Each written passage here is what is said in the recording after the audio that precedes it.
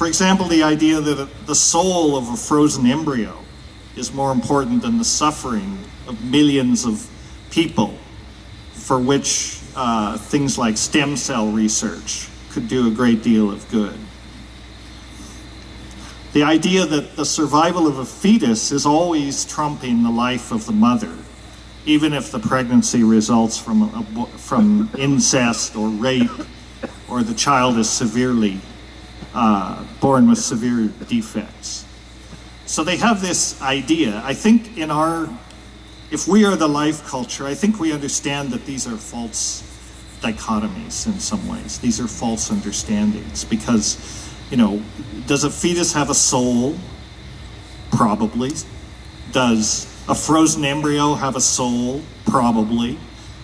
But extend that a little further beyond. Does a single cell have a soul? Probably. I think that in our culture we understand that soul, that mind, that consciousness is not something that requires even a brain or a nervous system. It's something that permeates reality. A blade of grass has a soul. A plant has a soul. A rock has a certain kind of a soul. So it's an absurd argument, really. I've just, I can scratch a little dandruff off my head. I've just aborted, 5 or 6 million cells. Any one of which, knowing what we know about DNA, could be developed into, a fully functional human being, given the technology that we have. Is anybody arguing that we should, preserve the souls of our epithelial cells? Every time we take a shower, we're guilty of mass murder. It's just not realistic, and yet it is these absurd concepts that sort of frame the discussion of these issues in our political and cultural conversation, if that's what you can call it. You can't really call it a conversation because usually it's people with staked out positions talking past each other. There's no real conversation that goes on anymore. And another odd thing about the death culture, they will go to any lengths to preserve the soul of an embryo. But once you're born, forget it. Their emphasis is on quality of life, not on quantity of life, not on quality of life. Once you're born, you're pretty much on your own. And under the precepts of the death culture, you're not even permitted to die with dignity. However degraded life may be, it must be preserved at all costs. Decades spent on a respirator is preferable to being allowed to cease your suffering and die in a dignified way. Does this make any sense? I don't know. Not to me. I think not to a lot of people if you think about it, and yet it's very hard to have a conversation about this. So here are a few death culture values that we can talk about. Dick Cheney has said, I don't know if I can, maybe if I can get this out of here, I can. Move around.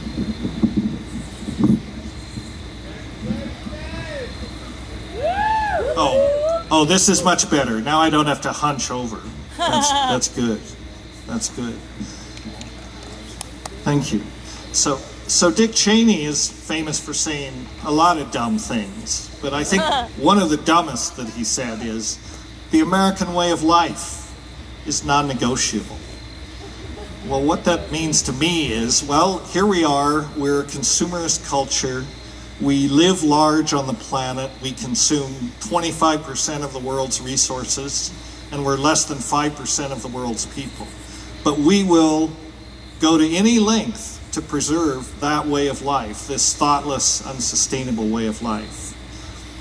In the conversation that they want you to swallow, economics, it's always about jobs. Jobs are always more important than the environment. Jobs are always more important than sustainability. Well, jobs are important, no doubt about it. But if there's no environment for us to live in, if we've managed to destroy the planet, it's not going to matter whether we have jobs or not. you know, and yet this notion that we can live sustainably, we can live in a way that is in harmony with nature, that has a light impact on nature, is not considered part of the American dream. It's not considered part of the capitalist worldview. You know, I mean, this is a group, as a group, that likes to, you know, have things like the Republican National Convention. And I'm not just, believe me, I'm not just confining this to the Republicans. I mean, it's, you know, they just happen to be an easy straw man that you can hold up. You know, but rather than discussing these issues, they like to have big conventions, like in the St. Paul XL Center that they had a few weeks ago. Instead of actually discussing the issues about our use and overuse of the world's resources and our depletion of petroleum and everything else, you know, they like to get up and chant things like, drill here, drill now, drill everywhere, you know, and this kind of thing. It sounds good, you know, when it's going on, but it's not really a conversation and it's not really a solution. And anyone who is not part of this mindset, who hears this, what can you do except despair, you know? So, one of the attitudes that this leads to is the notion that we are not part of nature. We are the rulers of nature. Nature exists for us to be owned, commercialized, for us to exploit it, for us to control it, for us to criminalize it when that becomes necessary, and ultimately for us to destroy it if we feel that that's necessary. And this is part of the inheritance of this Judeo-Christian perception that nature is devalued because nature is part of this world, and our world, the reward for us comes in the next world. So it leads us to devalue nature, and it leads us to feel that we don't have we don't have a stake in the game. Nature can fully be destroyed, and yet we will go on to our reward in heaven. Well, I don't know, as I said before, where heaven is, but I'm damn sure that, you know, it's not on Earth if we manage to completely destroy the planet.